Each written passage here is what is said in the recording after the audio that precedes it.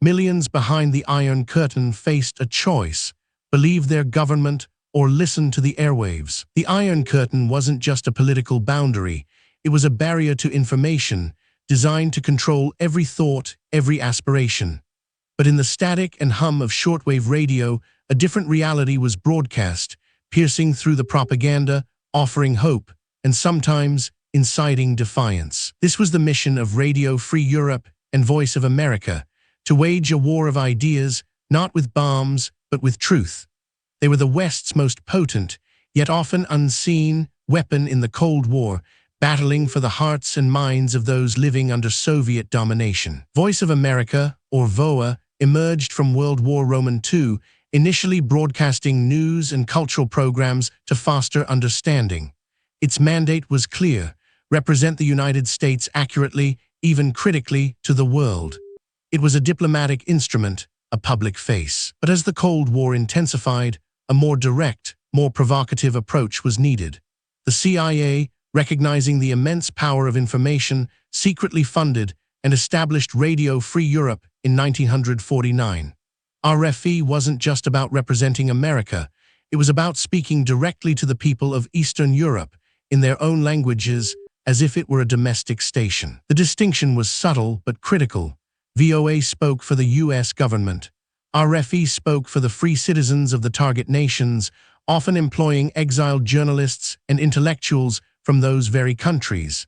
This gave RFE an authenticity that VOA, by its nature, couldn't fully replicate. Broadcasting from powerful transmitters in West Germany, Portugal, and later Spain, these stations beamed uncensored news, political commentary, and even popular Western music across the heavily guarded borders.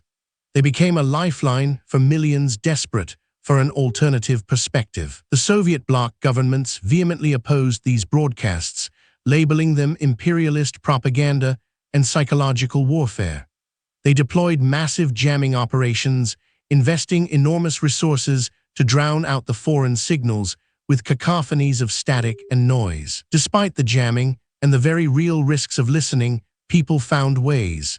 They built homemade antennas, tuned radios in basements late at night, or huddled under blankets. The act of listening itself became a quiet act of rebellion, a small assertion of individual freedom. RFE's editorial approach was often sharper, more direct, and sometimes more controversial. During the Hungarian Revolution of 1956, RFE's broadcasts were criticized for giving the impression that Western military aid was imminent, potentially encouraging the rebels to continue fighting against overwhelming Soviet forces. This incident sparked a major internal review, highlighting the immense responsibility and ethical dilemmas inherent in such operations. How far could a free voice go without inadvertently endangering the very people it sought to inform and inspire? The CIA's covert funding of RFE remained a secret for decades, eventually revealed in 1967. This revelation sparked a public debate in the United States about the ethics of government secrecy and the role of propaganda, even against an adversary. Despite the controversy, RFE and VOA persisted.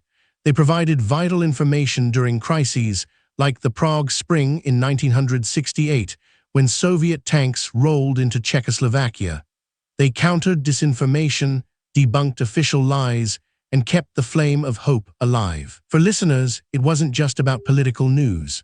RFE and VOA also broadcast cultural programs, uncensored music, and discussions on topics forbidden by their own regimes, from abstract art to jazz. This cultural exchange was just as powerful, subtly undermining the monolithic control of the state. The stations became a symbol of defiance.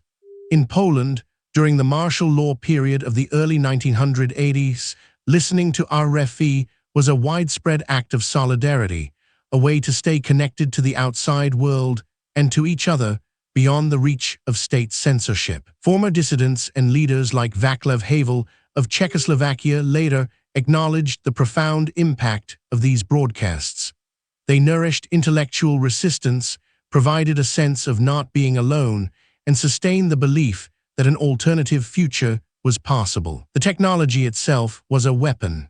Shortwave radio, with its ability to cross continents and penetrate borders, was uniquely suited for this information war.